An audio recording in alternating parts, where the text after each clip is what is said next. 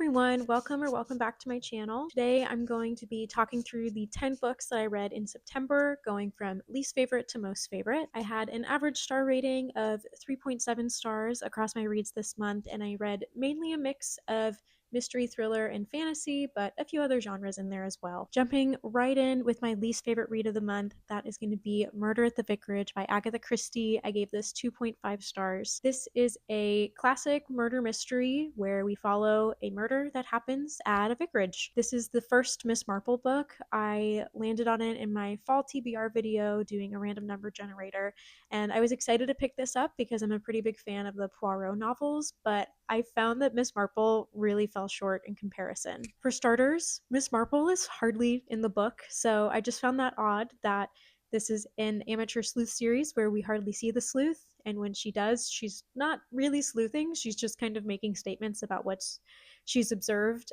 and her thoughts, and then she kind of lucks into solving it. I had a hard time just remembering the plot when I picked it up again. I found this book really forgettable, and I didn't really care about any of the characters. I listened to this book on audio, and something that I found really interesting is that it has a female audio narrator. However, the book is told from a first person perspective of one of the male characters, and so that made it a little bit hard to jump into the plot at the beginning because I kept thinking that we were viewing this story through the lens of one of the female characters because I was hearing a female voice. And then I would remember, like, halfway through a chapter that, oh no, we're viewing this from the vicar's perspective, from a male perspective.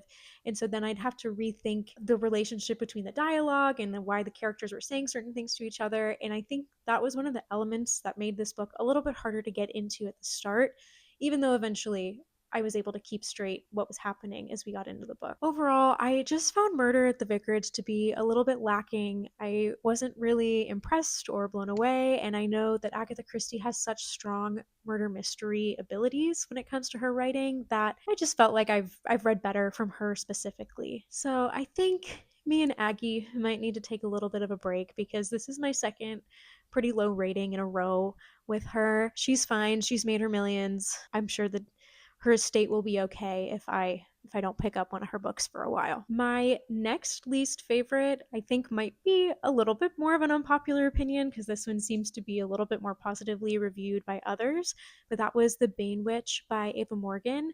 I also gave this one 2.5 stars. This book follows our main character Piers, who we see pretty early on trying to escape an abusive marriage and go and find an estranged aunt to live with her, start her life over. We also learn a little bit about Pierre's background, and she has kind of a history of eating poisonous plants and being totally fine, as well as some just childhood trauma and obviously relationship trauma. There were elements that I really liked about this book. I don't think that it was a total write-off in my opinion, but overall, I just had a lot of qualms or things that I didn't like how they were done. For starters, I do think that this book is a little bit unfairly comped. It's compared to Practical Magic meets Gone Girl.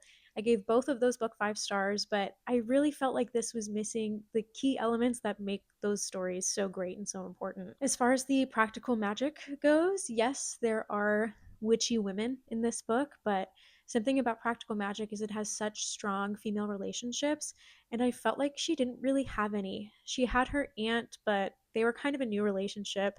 She meets the Greater Coven, but only momentarily and does not have relationships with them. The most important relationship that she develops in this book is with an additional romantic interest. So I think that I just would have preferred seeing more of those stronger female relationships and see her form those friendships and support systems that she clearly didn't have in her life before. As far as Gone Girl goes, there is that good for her, I support women's wrongs kind of revenge plot line that is definitely warranted in a lot of ways based on the men she interacts with. But I just felt that some of the themes felt really on the nose and lacked some of maybe the nuance that Gone Girl gives us. I do also think that a lot of things are unfairly compared to Gone Girl whenever a woman does something morally gray. So that is not a complaint I have specifically to this book, but a complaint I have to publishing because they just use Gone Girl as a buzzword, and not everything is Gone Girl, and that can be okay too. I actually found this to be a more similar comp to Safe Haven by Nicholas Sparks, just in terms of it is not as maybe literary as Gone Girl. It's a little bit more contemporary feeling, similar to Safe Haven, as well as just kind of the themes of woman coming into herself and coming into who she is as a new person outside of her abusive relationship. I did think that the magic system was really cool. I don't want to say too much of it because it feels a little bit like spoiler territory. And it feels like a spoiler to talk about the magic system because we don't learn about it until 60% into the book. There's so many things that are promised in the synopsis, like getting to meet this coven and living in this cozy small town and finding new love and all of these things. And I feel like they get sprinkled in really randomly, but none of them really stick. We don't get to spend a lot of time with this big group of women that she has a similar background to. The magic system we learn about all at once, way too far into the book, and then things resolve really quickly. And overall, a lot of the elements of this book just fell kind of flat to me, especially with the love interest. I didn't feel like the intensity of a lot of the relationships were earned. It felt like she met these new people in this environment really quickly, and then all of a sudden it's like, well, this is my family now, and these are the people I care about, and blah, blah, blah, blah, blah. Especially the intensity in the romantic relationship. There were certain things that she revealed to him that I was like, this feels not appropriate to reveal to him, or just way too early on, where I'm like, where's the sense of trust coming from? Everything about the character leads me to believe that she would be mistrusting of new people, or at least would need time to develop that trust. But then this one random man who is kind of suspicious of her at times, she feels like she can trust immediately. So that just threw me off in the characterization. As I always say, don't let my opinions deter you, but I just had some qualms that ultimately landed it at a fairly low rating for me. Okay, from here on out, we're not too bad. It's all 3 stars and above.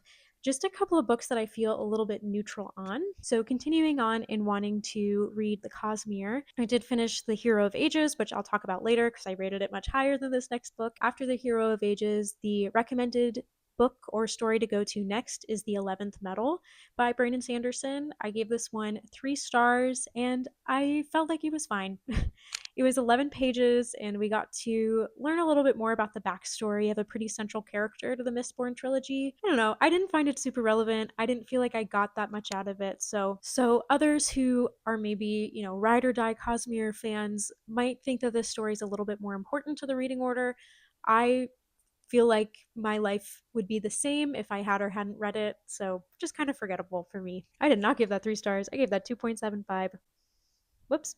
Okay, next, in preparation for spooky season, I read a graphic novel, Fangs, which is a graphic novel about a vampire and a werewolf dating. And I think my Goodreads review was that this was more of a collection of puns than a graphic novel. It didn't really have a through line plot. It was just kind of they met, and then here's a bunch of really cute, really fun drawings of them being together with werewolf and vampire references and puns. It was fun. I read it really quickly. I'm pretty neutral on it just because I didn't get anything, life changing out of this book. Up next, I read a Japanese translated murder mystery, and I read the Decagon House Murders. I gave this one a 3.25, so a little bit above neutral. This was a book that when I initially started, I didn't know how long I was going to stick it out because I found the first chapter really hard to connect to. It's a bit of a play on And Then There Were None by Agatha Christie, which is one of my favorite books of all time. It's something I read as a child, so it's a really formative book for me and my love of murder mysteries. And I do enjoy And Then There Were None retelling. I think there are some great ones out there. This one, getting into it was a little bit tough. We follow a group of college students who are a part of the Murder Mystery Club. We follow them as they go to an island for a little weekend getaway, and they start slowly dying off one by one. I found the writing style to be very straightforward and bordering on simplistic, just in terms of there's no lyricism, there's nothing flowery. It's just very, here's your plot, here's your characters. And I think because of that, I had a little bit of a disconnect as a reader, and I didn't feel attached to any of the characters, which a book is going to be more impactful if you're attached to the people who keep getting killed off. Something that ended up really gripping me and made me stick the book out were the subsequent chapters where we shifted perspective to some people who knew everyone on the island, but were not on the island and were kind of investigating a different murder. That gave us a really interesting perspective, and I think also increased the tension because they knew that they were on the island.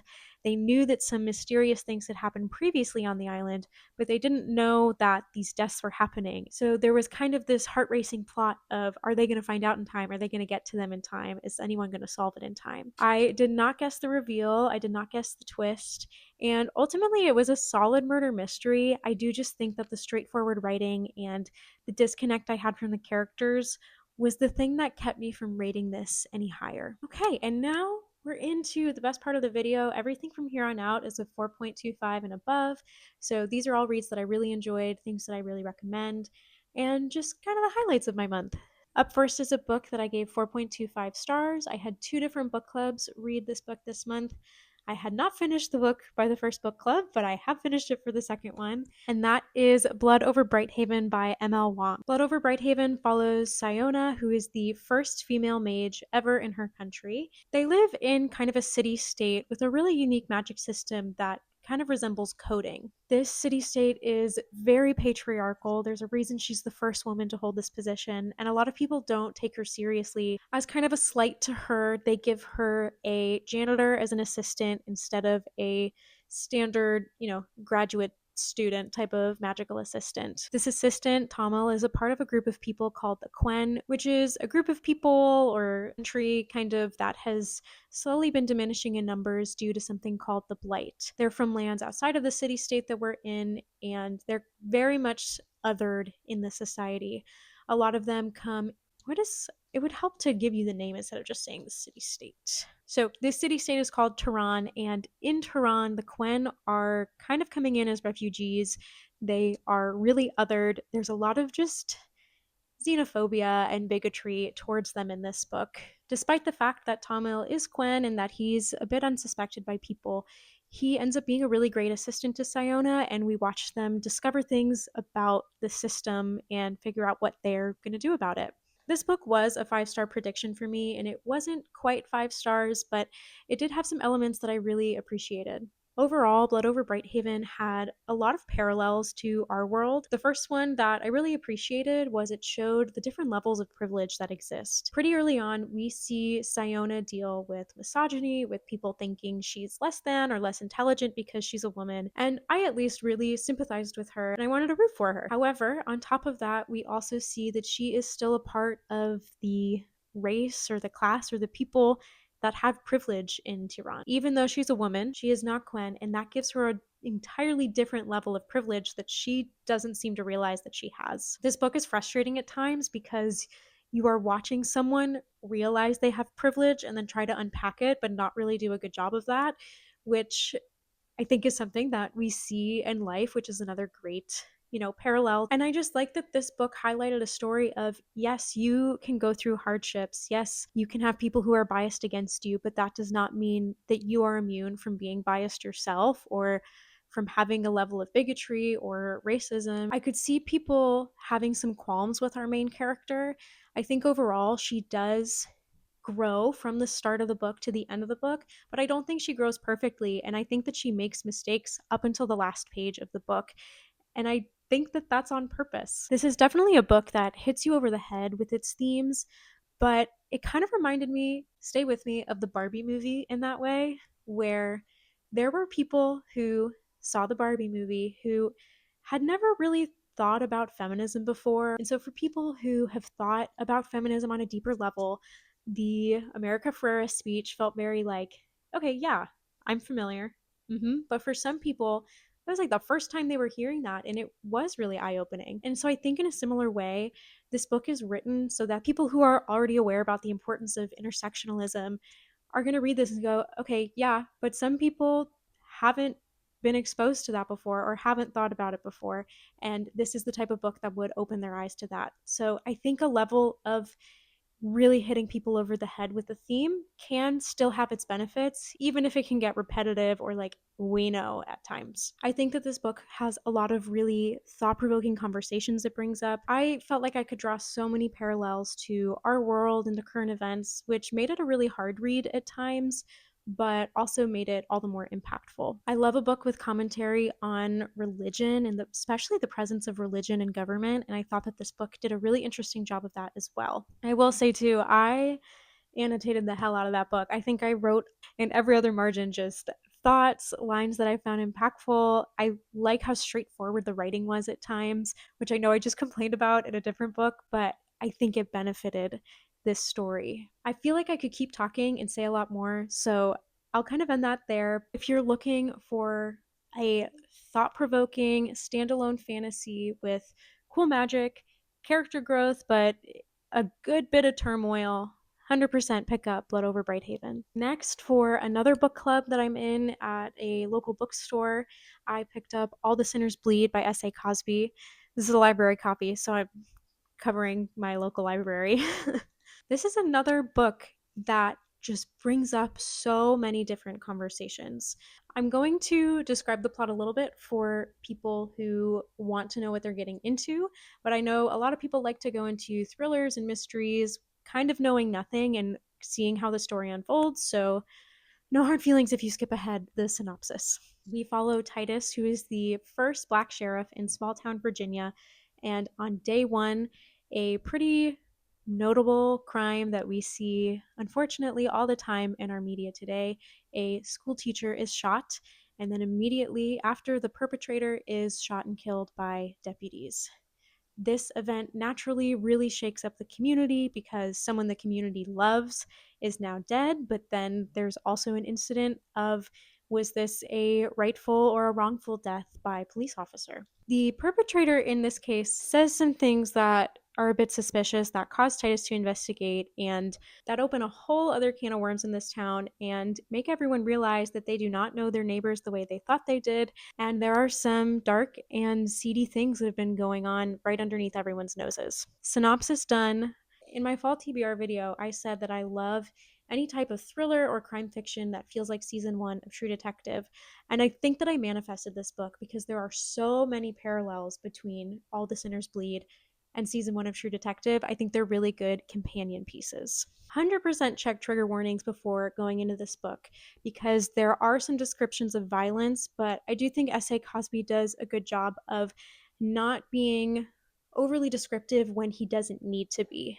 This book brings up so many different conversations. It talks about the relationship between police and the Black community, especially with our main character being a Black sheriff. He talks a lot about, how do I change a broken system from the inside? How do I change a system that maybe wasn't set up to succeed in the first place or to be supportive of him in the first place? There is so much religious commentary, so much political commentary, especially being taking place in a small town in the South. There's a lot of commentary on race and religion, and it made for a really fruitful book club discussion on all of these topics. I think S.A. Cosby does a really great job of highlighting the gray areas in a lot of these conversations and why certain people might feel conflicted on different topics, and certain topics don't always feel so cut and dry. Plot-wise, this book kept me hooked. I was always ready to know what was going to happen next and what was going to get revealed. And it surprised me a lot because we received information very early on that I thought was going to be revealed 60% into the book, which made me think, okay, so where do we even go from there? And despite it being a small town, we had a pretty large cast of characters. And I feel like that cast of characters worked really well together as kind of a hive mind in different ways for different community presences in the town. And so it made me feel like I had a really deep understanding of this town and the people in it and just how things work in this town, why certain things happen the way that they do. I am definitely interested in picking up more S.A. Cosby. I found this to be a great mystery thriller, one of my favorites of the year, and I think that mystery thriller readers would definitely enjoy this book. Up next, my first 5-star of the month was The Hero of Ages by Brandon Sanderson.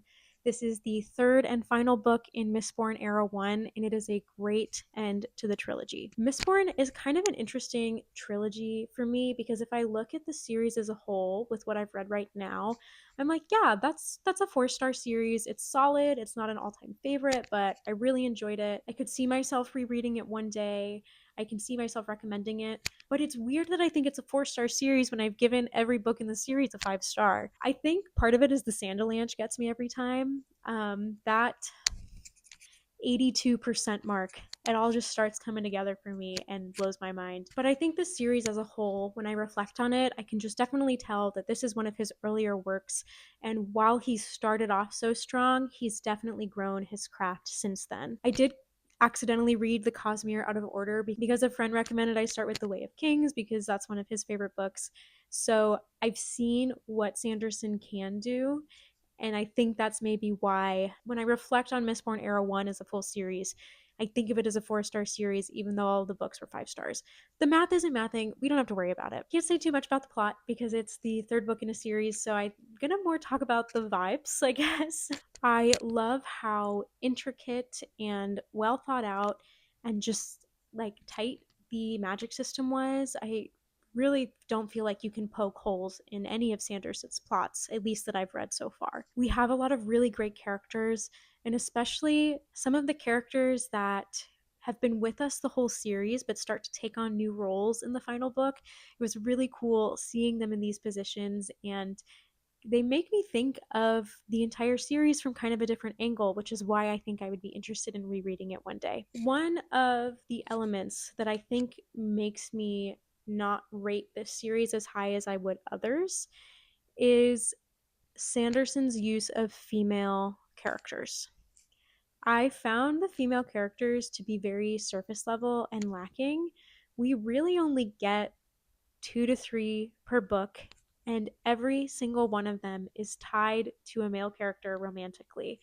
That is one of my pet peeves in more epic, well, in general, but especially in epic style fantasies, is you will have 15 male characters and they can all stand on their own, and then the author goes, look at this strong female character, but she's always tied to a man and she always has a romantic subplot, and I'm like, why can't she be strong on her own too?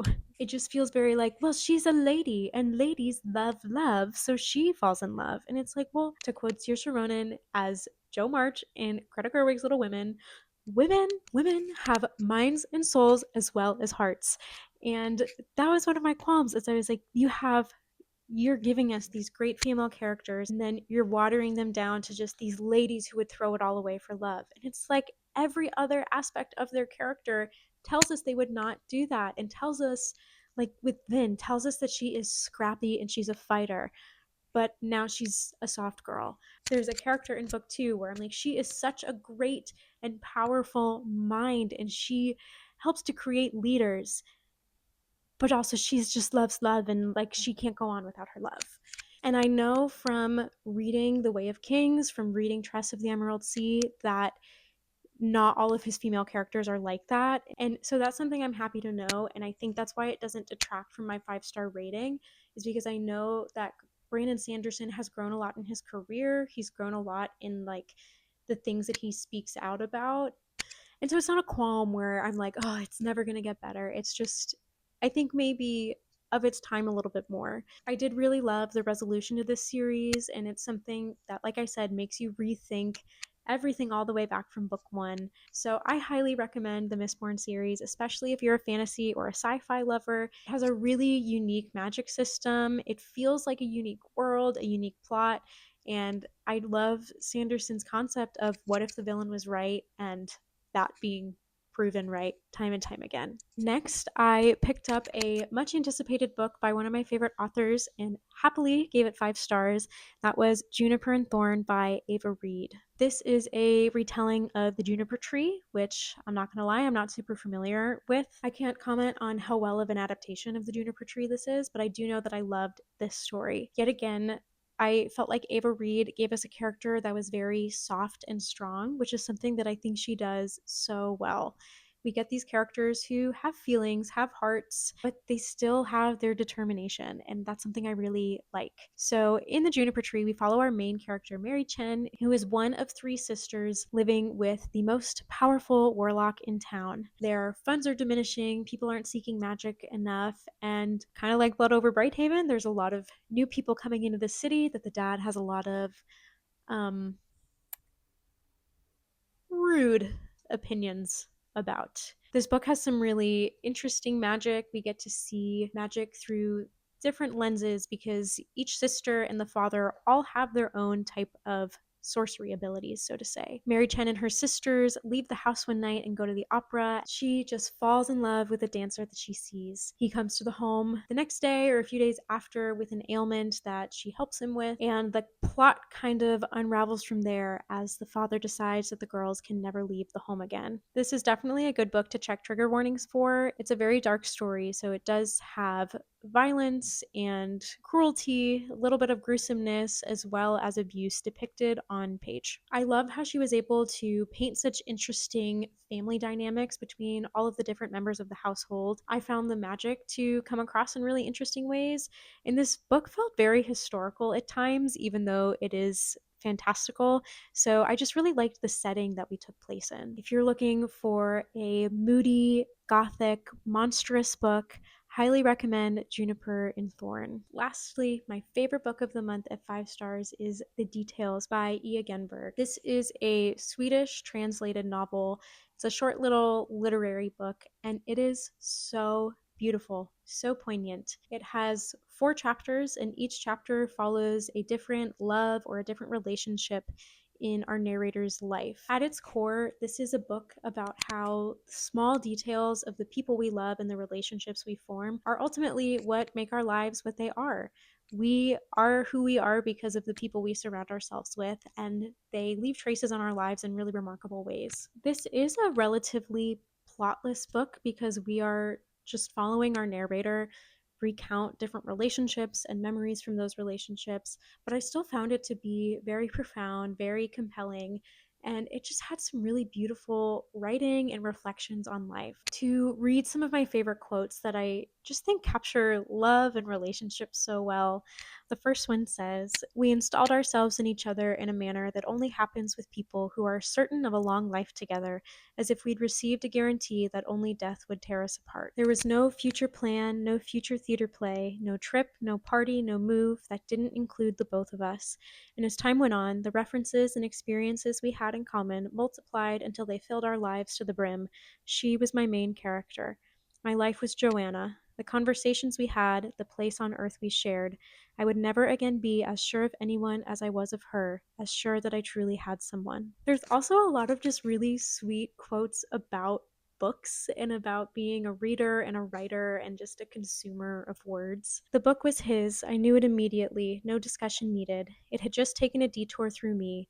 It's strange that more than 30 years later, I'm still able to perfectly recall that blue lacquered shelf and Palais' face and the cover of The Man Without Qualities. The novel has been in my possession multiple times over the course of my life, but it always gets lost, whether in a breakup or someone borrowing it and not returning to it, as if it kept fleeing, arms full of bounty. It turned into one of those books you own without ever reading, a phenomenon you come across in most people's homes, an assurance for tomorrow, a future where you'll have time to read. I just loved the writing in this book. The writing was just, that was the book. That's the reason to read it, is because of the words on the page and the writing. It was so beautiful. It was just descriptive, and it made me think about life. It made me think about my own memories and my own relationships. And I just wanted to like swaddle this book and swaddle the words. If you're a lover of words, if you're a lover of writing, then you will be a lover of this book. So that is the wrap on all of the books I read in September. Let me know in the comments what your favorite book was. Like and subscribe if you haven't already, and I will see you in my next video. Bye.